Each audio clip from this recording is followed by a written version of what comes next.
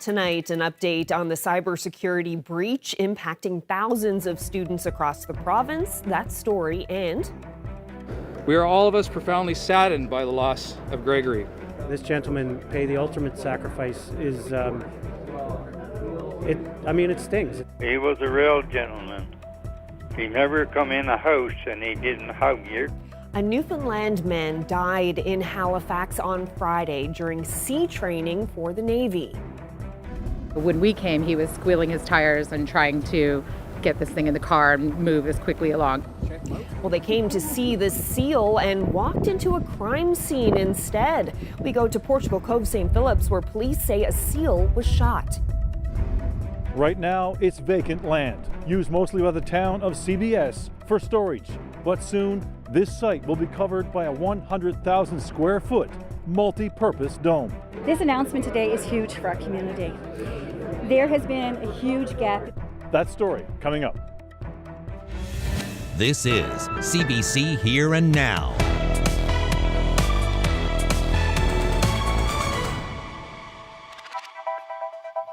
Welcome to Here and Now. We begin with an update on the death of a Navy sailor in the Halifax Harbour on Friday. The Royal Canadian Navy has identified the sailor as 38-year-old Gregory Applin of Shoal Cove West. Flags in front of all provincial government buildings here have been lowered to half-mast to honor the Navy veteran who served for 19 years. He was a petty officer and a crew member with HMCS Montreal. Applin died Friday evening in the Bedford Basin during a training exercise when the small inflatable boat he was in capsized and sank. According to his grandfather, he leaves behind an extended family and many friends. And I'm in contact with him all the time. He was a real gentleman to everybody. He was the most soft-voiced human being you ever seen. And we were so proud of him, proud of the career he chose for himself. We were very proud of him, supporting right on up through to today. He loved his job, and he loved his family. It's heartbreaking. Well, Premier Andrew Furey also reacted to the tragedy today. During an unrelated news conference, he explained why it's important to fly provincial flags at half-mast to honor Applin. When you see a loss like that, it's incumbent upon all of us to take a moment and realize what the hardworking women and men in the armed forces do for us, day in, day out, as sacrifices away from family, committed to protecting us, and then to have this gentleman pay the ultimate sacrifice is, it stings. It stings. It hurts all of us. We should all be reflective and sad today that someone who was there for us paid the ultimate sacrifice. And especially this year after going through the repatriation of our unknown soldier, these are our known soldiers. And so his legacy should be that we not forget his sacrifice, just like we didn't forget the sacrifice of the unknown soldier. Well, meantime, whatever caused the boat to capsize remains under investigation. The CBC's Luke Edinger reports from Halifax. Gregory Applin served in the Royal Canadian Navy for 19 years, most recently being deployed to the Indo-Pacific. The weapons and engineering technician died after a boat he was on capsized on Friday around 10 p.m.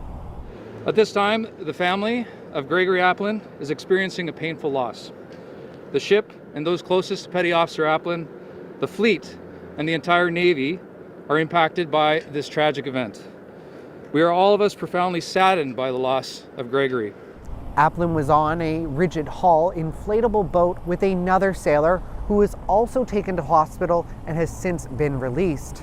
That individual is the one who made a 911 call from a cell phone. Officials with the Royal Canadian Navy say there was a radio on board the vessel, but it was inaccessible while capsized.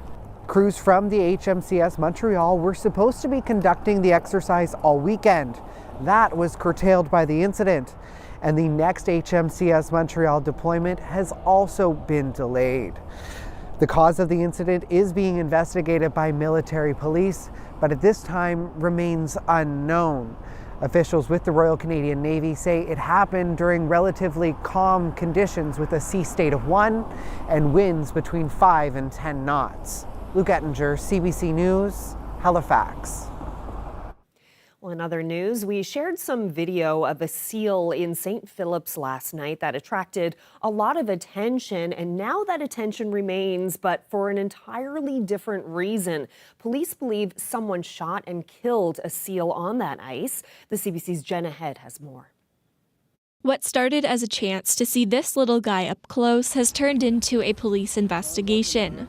For days, this seal was lying on ice pans at the St. Philip's Marina, drawing a crowd.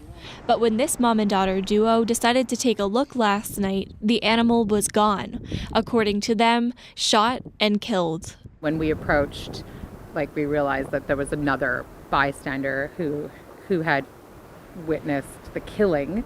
And so when we came, he was squealing his tires and trying to get this thing in the car and move as quickly along. And the other bystander was trying to kind of stop us from seeing the whole situation. The RNC believe whoever killed the seal used a gun. Footage from a security camera appears to show the person responsible standing on moving ice pans before they take the seal to the side of the harbor, where there's still a trail of blood. For 9-year-old Lydia, it was a scary scene. She just wanted to see a seal. There's not much seals around here, and that would have been the first time I would see one. And for Mom, it hit a bit too close to home, literally. This is like a residential area. There's a house, there's a business, there's my house. You can hunt ducks, but you don't go to Bowring Park and shoot ducks that people are enjoying. And I think that this should be a place that we get to enjoy and feel safe. According to the Wildlife Act, you aren't allowed to fire a gun within 300 meters of homes. Now the RNC are investigating. They believe the person responsible is a young man driving a light gray or silver car. They are investigating the alleged firearms offense. Jenna Head, CBC News, Portugal Cove, St. Philip's. Well, the Department of Education says hackers have stolen the private information of hundreds of thousands of students and teachers dating back decades. It's an update on a breach late last year of PowerSchool, a data management software that's used by schools across the country, including in this province. The department estimates the hackers accessed the information of more than 270,000 students dating back to 1995, which could include contact information, date of birth, MCP numbers, medical alert information, and more. The breach also involves the information of more than 14,000 teachers dating back to 2010, including almost 800 social insurance numbers. The province says it has notified the people who had their social insurance numbers stolen. Meanwhile, PowerSchool is offering 2 years of identity protection services for people affected by this breach. Now to some sports news. Conception Bay South received a big boost today. A major indoor sports center will be built there, but it won't be a standard brick and mortar building. Here in Terry Roberts explains. Right now, it's a big gravel lot used by the town of Conception Bay South for equipment storage, a road salt depot. This is town-owned land at the Gateway Commercial Park, off Legion Road, near major businesses and this modern ice rink. But by 2026, a fabric dome like this one pictured here will cover this sprawling site, a 100,000 square foot multi-purpose facility that will address a critical need in the province's second largest municipality for accessible indoor, year-round recreation spaces. There'll be multi-purpose courts for basketball and other sports, a large field turf for soccer, football, baseball, and ultimate frisbee. And this, a 5,000 square foot building for a community room, offices, and more. It was announced this afternoon at the CBS Town Hall, and with election fever in the air, the room was filled with politicians, including the Premier. In doing this, we will help, again, improve the physical health, mental health, and overall well-being of citizens and communities. It's a $16 million project, cost shared by the province and the town. No federal money. Maybe MP McDonald, do you want to come up as well? But Liberal MP Ken MacDonald was invited to help unveil the artist's rendering, a political plug perhaps, since MacDonald is expected to run for the Liberals in the upcoming provincial election. No such affection for the two local PC MHAs in the room. This announcement today is huge for our community. The new complex is a centerpiece in the town's recreation master plan. This facility is going to be for everyone, and we will make sure that that's exactly what it is. The deputy mayor said there will be some borrowing, but said it won't mean a tax increase. Meanwhile, the dome option was preferred because it costs less than a brick and mortar building, can be constructed much quicker, and is proven to stand up against the elements. Basically, you're taking an outside turf which exists down in Topsail now and putting a dome around it, which makes it available, 365 days a year. And the Premier says to expect more such facilities in the future as part of the strategy to become one of the country's healthiest provinces by 2031. We do encourage other towns to come forward because there is some modernization that has to happen of the recreation facilities. Site work, meanwhile, is scheduled to begin this spring. Terry Roberts, CBC News, Conception Bay South. Well, two Memorial University students are preparing for a court appearance to argue that MUN is infringing on their charter rights and freedoms. This after they were arrested during a pro-Palestine protest on campus last summer. The CBC's Abby Cole has that story. Two MUN students were arrested and charged with trespassing last July. They were part of a nationwide student movement demanding that universities divest from companies tied to Israel. They protested by staying and even sleeping in the Arts and Administration lobby. Now, with a 5-day trial set for June, they say their charter rights and freedom of speech is on the line. On July 5th, their lawyer was told the university wanted them off campus. He requested the weekend to talk it over, but that night, campus security began tearing down tents outside with no warning. Shortly after, police were in the arts building threatening arrest. Most students left, but 3 stayed behind. Campus enforcement pulled them out and police had them arrested. It was definitely surreal.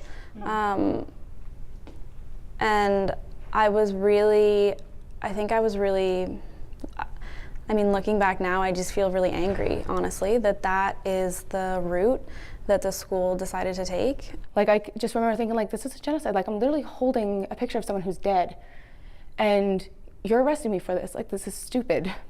They're now preparing for 5 days in court, and they say this trial could set a precedent for future protests. If it's 5 days, then great. That's 5 more days to show the public that MUN has behaved appallingly, has been, criminalizing student protest. Our university bypassed our constitutional rights.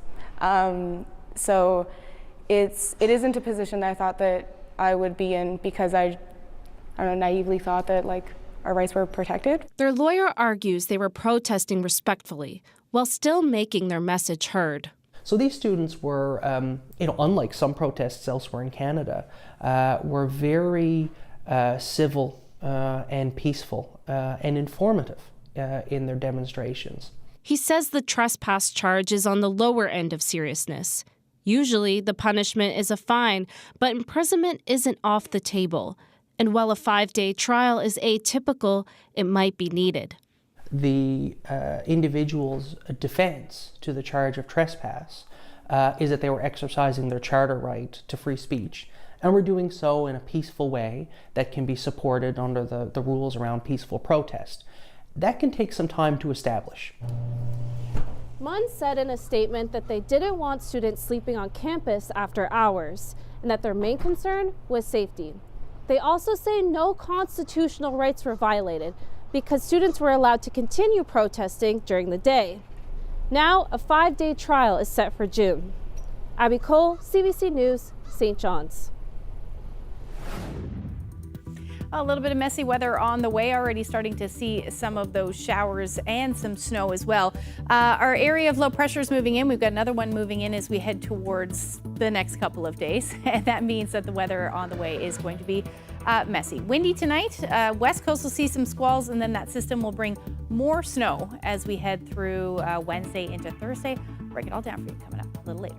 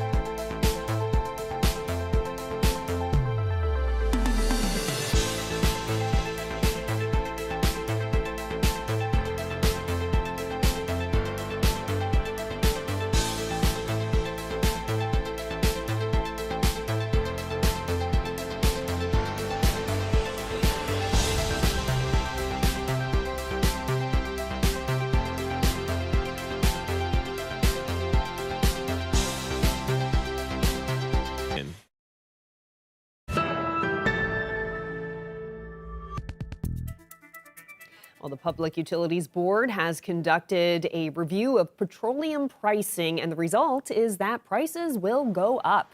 Retail markups for gasoline, diesel, and furnace oil on the island will increase by 4 cents per liter in most zones, but the amount will be implemented slowly over a period of 4 weeks. Propane heating will be especially affected, with increases ranging from 0.5 cents per liter to 5 cents per liter. And going forward, price adjustments will take place on Friday rather than Thursday. The changes will be implemented over the coming weeks.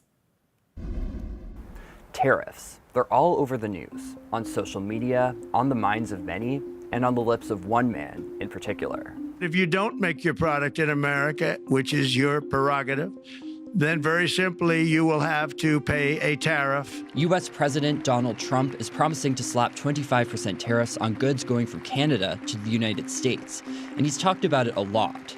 We're going to put very serious tariffs on Mexico and Canada. So what are tariffs? Tariffs are a form of tax on foreign imports. Governments use them for strategic reasons or to protect an industry.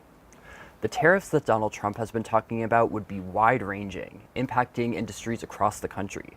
And for the Canadian economy, that could be devastating. But this wouldn't be the first time the United States has put tariffs on Canadian goods.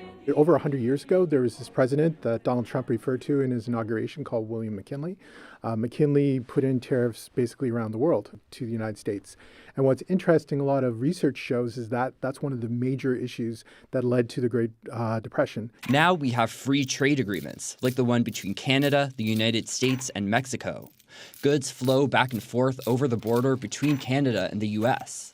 Here in Newfoundland and Labrador, we export seafood, minerals for tech products, oil, and much more. But if Canadian products like crab cost an extra 25%, then American customers could choose less expensive American products instead, meaning less revenue for Canadian businesses. If I'm a business that sells into the United States, my American customer may say, look, this is really expensive. This is an extra 25%. I can't pass this on to my end consumer. They're not going to pay for it. So either I got to find a local supplier, or alternatively, I have to figure out a way to convince my customers that, yes, you should pay 25%.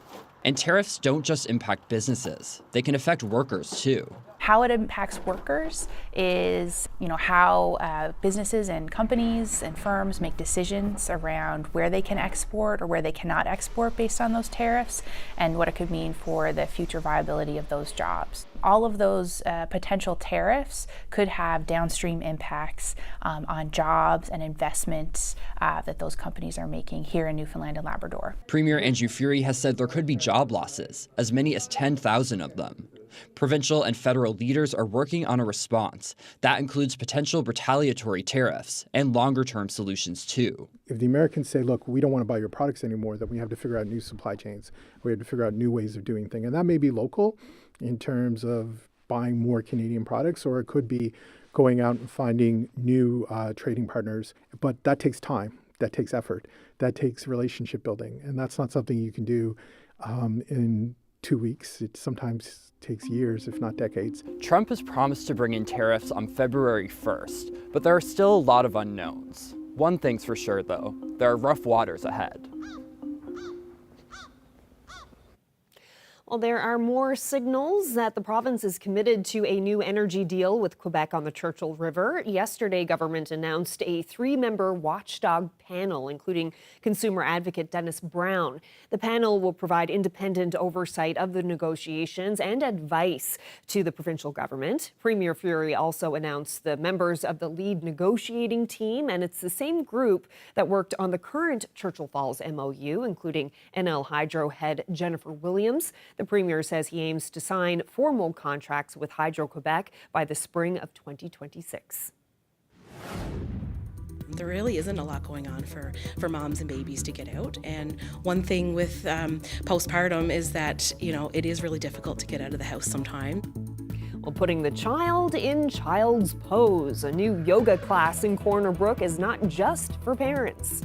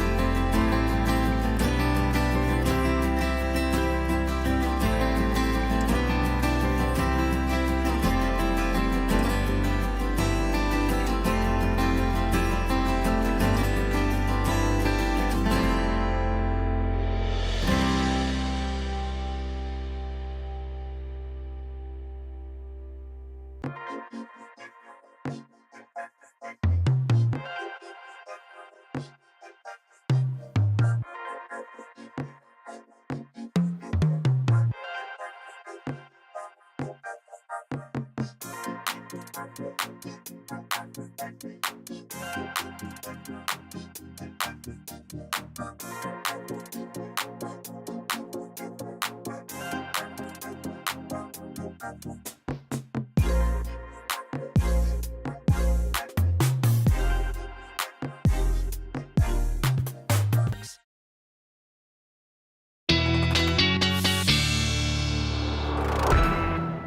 for a look at the weather. And Ashley, before the break, you mentioned that some messy weather is on the way. Yeah, we've got a couple of fast-moving systems that are going to move through and bring some windy weather first and then some snow after that. Let's take a look at where we're sitting today. Unseasonably warm temperatures across the island this afternoon. 5 degrees in St. John's, pretty much eastern Newfoundland, all seeing temperatures around 5.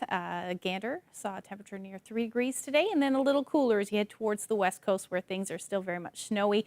And then Labrador, -3 the afternoon high today in Lab City, in Happy Valley Goose Bay. Now temperatures have dropped down to -24 in Lab City right now. Happy Valley Goose Bay down to -15.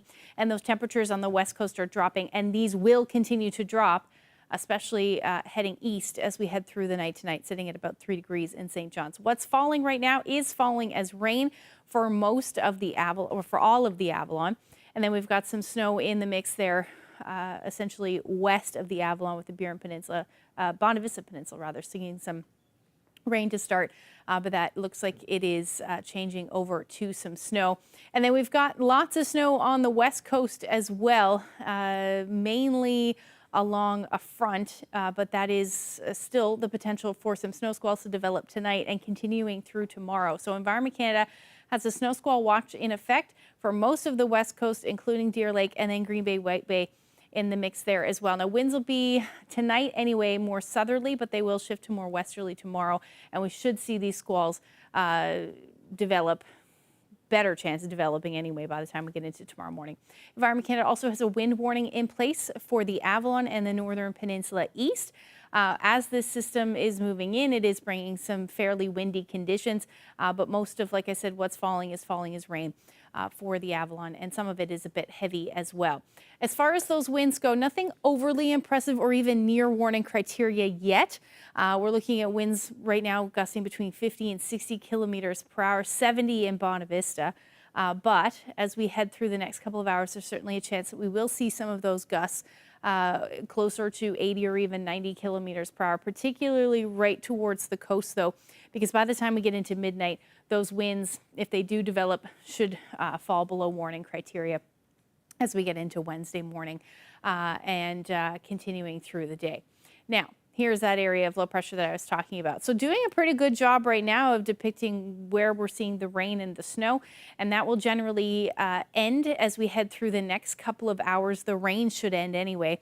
But in behind that, we do still have the potential for some snow.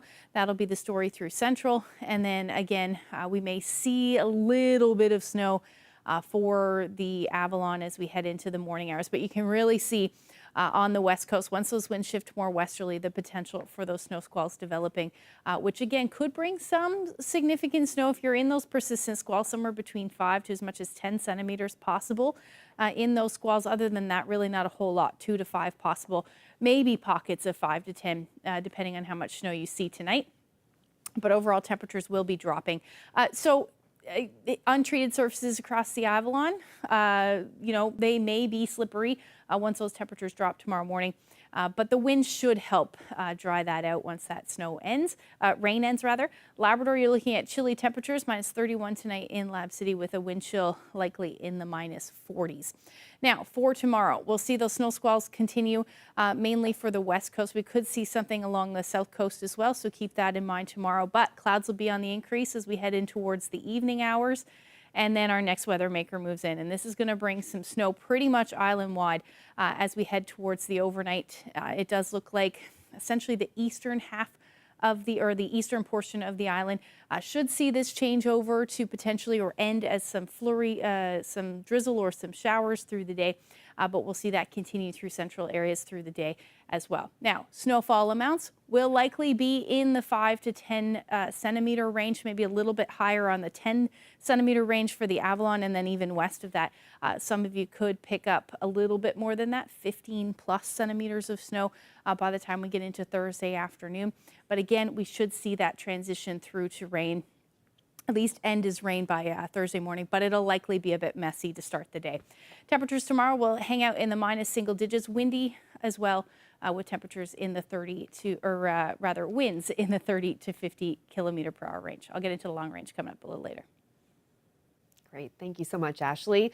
Well, being a new mom often comes with many challenges, and getting out of the house to squeeze in some exercise isn't always easy. But a new yoga class in Corner Brook aims to ease some of that stress. All right, inhale back to center, and then exhale. Hi, my name is Mandy Buckle, and I'm a yoga teacher. I teach yoga, regular yoga, and I also do baby yoga. So what baby yoga is just an opportunity for moms and babies to get out of the house and interact with each other, some socialization for the babies and for the moms. We just sing some songs and do a little bit of yoga for moms. For the babies, with the songs, we do some movements, which just helps to strengthen their muscles. Bringing your shoulders down and away from your ears. There really isn't a lot going on for moms and babies to get out. And one thing with postpartum is that, it is really difficult to get out of the house sometimes. Getting babies out the door is not always an easy task. So if you don't have anything on the go, then, you're more likely to stay at home. So getting out of the house, and that can just really help with mental health and things like that for moms. So I can speak from experience that I had postpartum depression with my son. So, especially during the winter time, it's like I just wanted to stay at home. I didn't want to get out. But little things like this just help you get out the door. And once you're out, you feel so much better just being around other people and talking to other moms who may be experiencing the same thing as you. So just those little things just really help to, to help improve your mental health. Right along you. Hi, my name is Julia Gowdy. This is Evie. She's 2 months old today. This is my second baby, and I didn't really get out. Well, Carter was born this summer, so it was a lot easier to get out. So this was an opportunity to get Evie out of the house and myself out of the house and meet some new moms and hopefully make some friends for Evie for the future. After having Evie, you're kind of stuck in the house feeling a lot of stress, a lot of pressure. So it was a nice way to get out and do some deep breathing and do some stretching, take some time for us. It's easy to stay in your house because it's easy, right? But the hardest part is just getting out of the door, and then once you get out, it feels so much better to just get some fresh air and, talk to other moms for support, because sometimes, Googling is not the best way to find answers. So just talking with other moms has really, really helped me and navigate new parenting. Kiss from me to you. Won't you say you love me too? Especially here in Newfoundland, the Atlantic provinces, skin cancer rates are really on the rise, and especially with us, where people think that we don't really get that much sun. Well, one medical student at Memorial University is making big strides, taking on skin cancer and a rare skin condition, and receiving national recognition for it.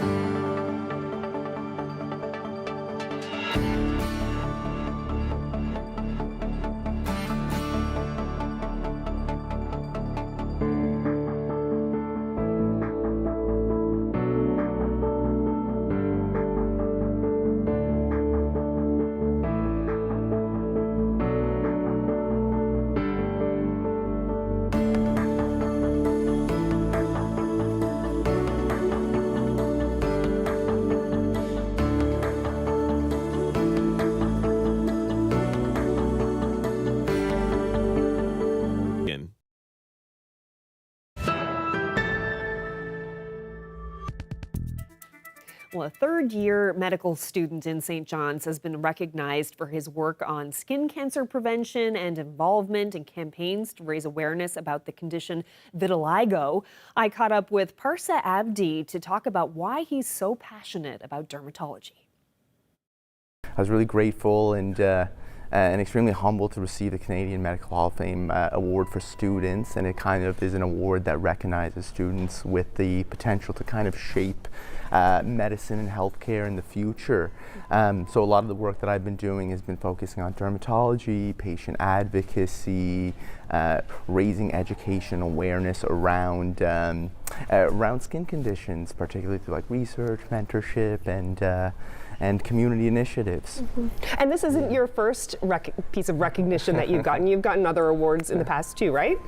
Yes, we've been really grateful. So it's been a really exciting year for Memorial University, especially because we've been recognized to be the first Skin Smart campus by the National Council on Skin Cancer Prevention, which is extremely exciting and something that's going on in the United States. But Memorial, even though we're not the biggest university in Canada, we're the first one to be recognized by this, which is great. So we're in the process of setting up sunscreen dispensers all around campus and getting that all laid out, not just here in the St. John's campus, but in Grenfell and in other university settings as well. Well, tell me more about that program. So there's going to be sunscreen dispensers around. Yes, so absolutely. So basically Memorial is committed to becoming an institution that is skin smart by raising awareness and education, by providing resources for not just the students but the faculty and the staff and everybody about the importance of maintaining good skin awareness, because especially here in Newfoundland and the Atlantic provinces, skin cancer rates are really on the rise, and especially with us where people think that we don't really get that much sun, it's still super critical for us to wear sunscreen, especially in the winter. Everybody loves going to Corner Brook and skiing and snowboarding, but this is especially an important time for us to remember to keep wearing our sunscreen, because it is a very preventable type of cancer that with just a little bit of effort can, and checking and putting on sunscreen, we can really take the steps to do that. Vitiligo. Yeah. That's something else that you're interested in. Yeah. Not everyone may know what that is. Yeah. Can you tell us what vitiligo is and how you got interested in studying that Yes, condition? absolutely. So vitiligo is an autoimmune condition that affects the melanocytes in our body and causes depigmentation, which just basically means that we're losing the color of our skin. So it kind of turns into these white patches throughout the body.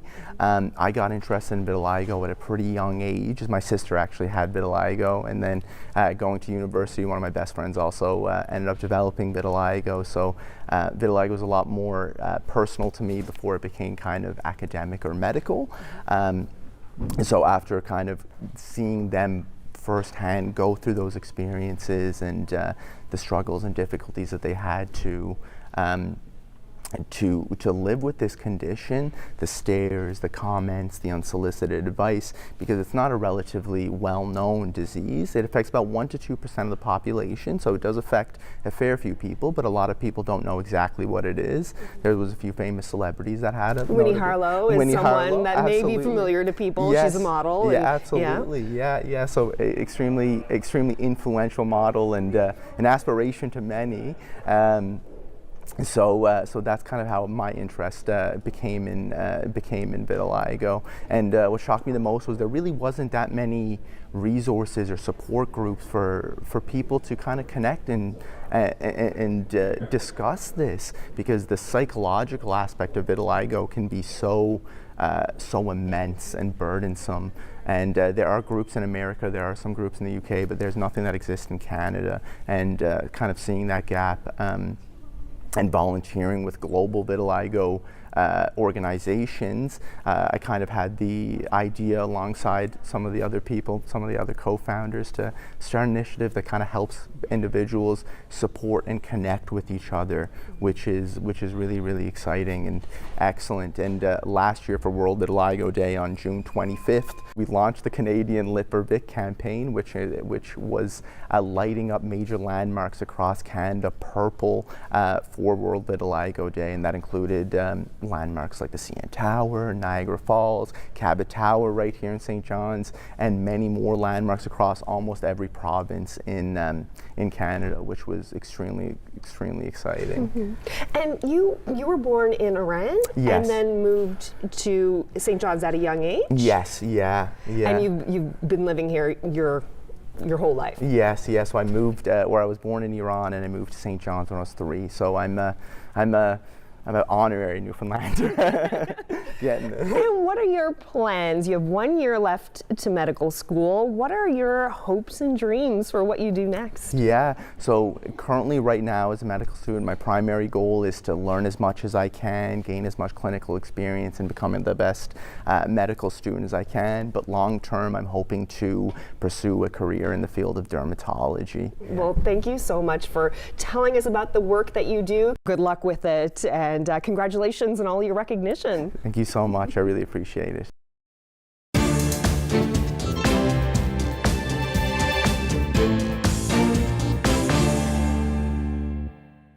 Canada's seafood industry, including producers in this province, are keeping a very close eye on whether Donald Trump's tariffs will go ahead this Saturday.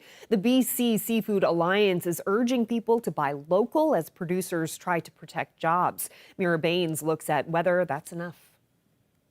BC's wild-caught seafood is world-renowned, with about 60% of the industry's exports going to the U.S. But now U.S. President Donald Trump's threat of 25% tariffs on Canadian imports is looming large. The head of the BC Seafood Alliance says she's hoping for the best, but preparing for the worst as the February 1st deadline approaches. I worry very much that we will be looking at layoffs in both processing plants and for fish harvesters. We would simply have to tie up vessels because there would not be a market. Burridge went to Ottawa last Friday for urgent talks with Fisheries and Oceans Canada, Agriculture Canada, and Global Affairs Canada.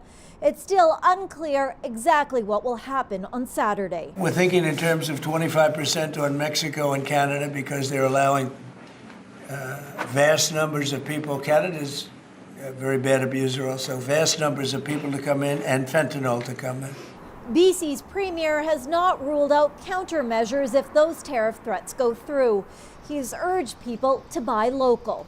When you're at the grocery store and you have a chance to buy a product right now, you're looking carefully at the labels to support Canadian jobs and to support Canada at this critical time. However, selling to the domestic market will likely not be enough to manage the shock of tariffs. We would hope that people in BC buy more halibut, and quite likely the price would be lower, which might be helpful. But I can't see selling a lot of our halibut to Toronto, Montreal, Ottawa, because they have Atlantic halibut. The BC Seafood Alliance says the industry is hoping for a reprieve at least until April to deal with American customers who rely on their products. The group says there's also some hope there could be an exemption for Canadian food products. Mira Baines, CBC News, Vancouver. The inquiry probing foreign interference in Canada's past 2 federal elections has submitted its final report. The commissioner says despite attempts, there was no impact on which party came into power. But as Ashley Burke reports, the public's trust has taken a hit. The means used to communicate information to certain decision makers, including elected officials, proved imperfect. Sometimes, very much so, since certain documents never got to where they were supposed to go, and there seems to be no good reason why. But above all, I found that the government has been overall a poor communicator when it comes to foreign interference. Alors, bonjour tout le monde. Certaines recommandations plus techniques, je remercie par ailleurs notamment tous les participants et leurs avocats recommended. First, response to disinformation. Apologies there. That was the wrong item, but that was the commissioner on the inquiry into foreign interference. Well, in other news, atomic scientists have moved the so-called Doomsday Clock to the closest it's been to midnight. Because the world is already perilously close to the precipice, any move towards midnight should be taken as an indication of extreme danger and an unmistakable warning. Well, it's now at 89 seconds before midnight, the symbolic point of how close humanity is to global annihilation. That's 1 second closer than last year. The reasons include Russia's nuclear threats and the ongoing Middle East crisis. The clock was created in 1947 during the Cold War to warn the public about how humankind was edging toward destroying the world.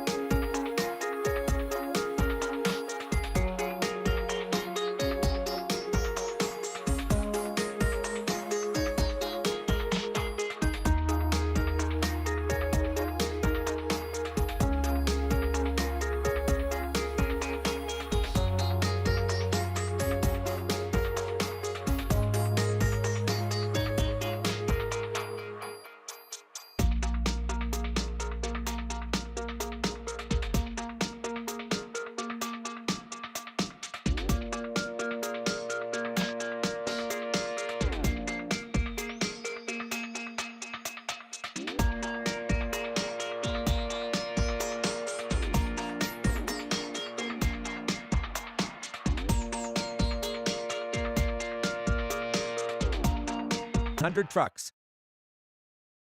Hi, I'm Rick Mercer with the offer of a lifetime and a very big ask. In less than a year, the 2025 Canada Games are coming to Newfoundland and Labrador, and that means we've got company coming, big time. The numbers are mind-boggling. This coming August, 25,000 people from all across Canada are going to descend on this province for the Games, and every single one of them can't wait to get here. They've heard good things, so we need to ensure they have the time of their life, the games of their life. As a province, we've got to knock this one out of the park.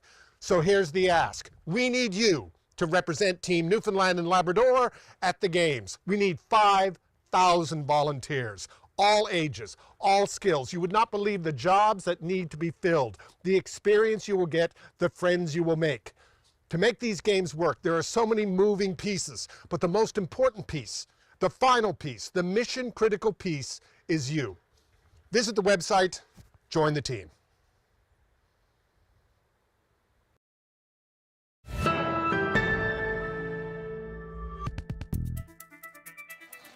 Well, it was a big night for the French family from Dildo. The competitors on CBC's Family Feud Canada took home the top prize for $10,000 after successfully winning fast money.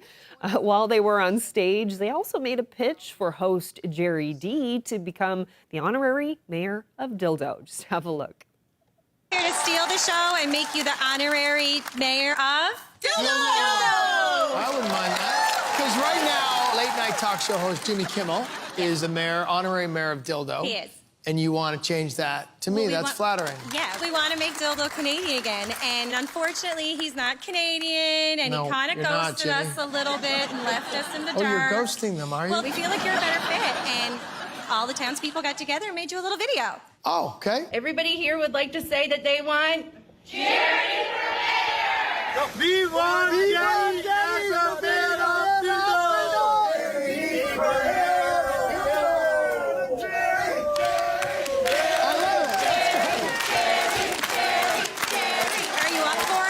Honorary mayor of Dildo. Yeah, are you up for it? I would love that. I think I you just could want do to be called Mayor Jerry. That sounds good. And I am going to win. Mayor of Dildo, Jimmy Kimmel, coming after ya. I know who he is. He has no idea who I am. That's the sad part. No, he won't.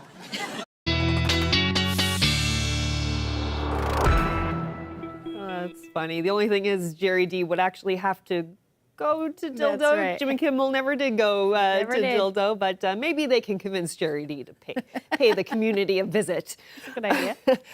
So Ashley, looking at the long-range forecast, we have that messy weather on the way. Yeah. Then what happens? Yeah, so then Thursday morning is when we'll get into the mess, or it should be fairly messy, and then another round moves in. So let's take a look at what's going on.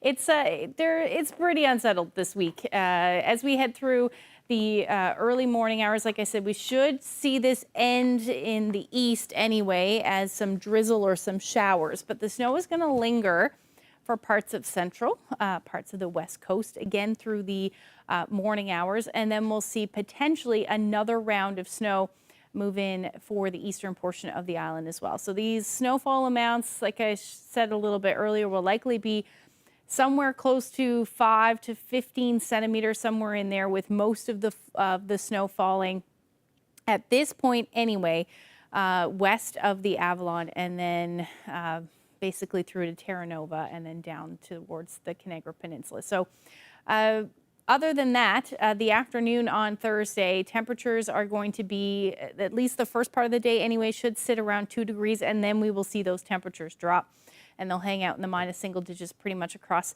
the island, with the exception of the northern peninsula, where you'll see minus double digits, and we'll hang on to those minus teens up across Labrador as well. And then Lab City, you'll sit in the minus 20s as we head through the day on Thursday. Now, as we head into Friday, looks like another round of some snow squalls for the west coast. Things will generally be unsettled. Southern areas of the island potentially as well, seeing some of those squalls develop through the day with the way that the winds are.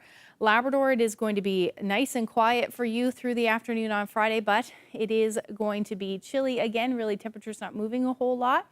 over the next couple of days. So a little bit above seasonable towards the coast, and again hanging out a little bit below seasonable for the west, where Lab City will sit around -21, and then temperatures across the island will sit in the minus single digits as well, right through the afternoon on Friday.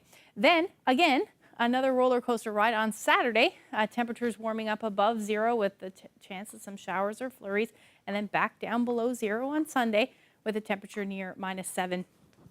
And the potential for some flurries. Now, not quite of a temperature swing for central and western Newfoundland. In fact, your temperatures should stay below zero right through. And again, some squalls for the west coast. Eastern Labrador, you're looking at some sunshine, maybe a few flurries on Saturday. Same thing for western Labrador. And overall, your temperatures will be sitting in the minus teens and minus 20s in that time frame. Our weather photo of the day actually taken on great shot. This is Kitty the dog, taking in the views. Dog. I love that. I know, it's such a great shot there. Thank you to Amber for that photo, and if you have any weather photos that you'd like to share with us, you can do that by sending them to nlphotos@cbc.ca. Oh, what a great shot. I love that. And Kitty almost blends in with the... Looks like snow. Yeah, a little bit. Thank you so much for that wonderful photo.